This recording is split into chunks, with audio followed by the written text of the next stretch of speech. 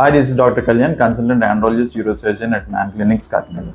ఇవాళ మనం one of the most common గా చేసే ప్రొసీజర్ సర్కంసిషన్ గురించి డిస్కస్ చేద్దాం. ఈ సర్కంసిషన్ ప్రొసీజర్ ఎన్ని విధాలుగా చేయొచ్చు. ఒకటి కన్వెన్షనల్ పద్ధతి, అంటే మనం ఎక్సెస్ గా ఉన్న ఫోర్ స్కిన్ కట్ చేసి మళ్ళీ రీసూచర్ చేయడం, అది ఎప్పటి నుంచో ట్రెడిషనల్ గా ఫాలో అవుతున్న పద్ధతి. రెండోది లేజర్ పద్ధతి, అంటే ఆ ఎక్సెస్ ఫోర్ స్కిన్ ని లేజర్ తో కట్ చేయడం జరుగుతుంది. ఇది కొన్ని సెంటర్స్ లో ప్రాక్టీస్ చేస్తారు, బట్ రిజల్ట్స్ మాత్రం అంత సుపీరియర్ రిజల్ట్స్ ఉండవు. కాస్మెటిక్ గా కూడా అది అంత పెద్ద బాగోదు. Third the stapler circumcision.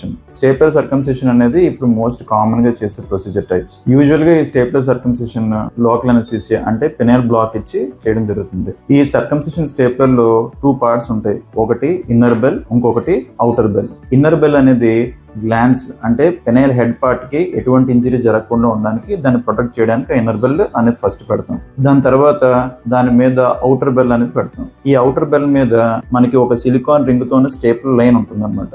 ఎప్పుడైతే మనం స్టేప్లర్ ఫైర్ చేసామో ఆ అవుటర్ రింగ్ దగ్గర ఉన్న స్టేపుల్ లైన్ యాక్సెస్ గా ఉన్న ఫోర్ స్కిన్ దగ్గర కట్ అయ్యి అక్కడ ప్లేస్ అవుతుంది. ఈ స్టేపుల్ లైన్ ఇంకా కాస్టింగ్ విషయానికి వస్తే, స్టేప్లర్ సర్కంసిషన్ చేయడానికి వీఆర్ ఛార్జింగ్ అబౌట్ 20,000 రూపీస్.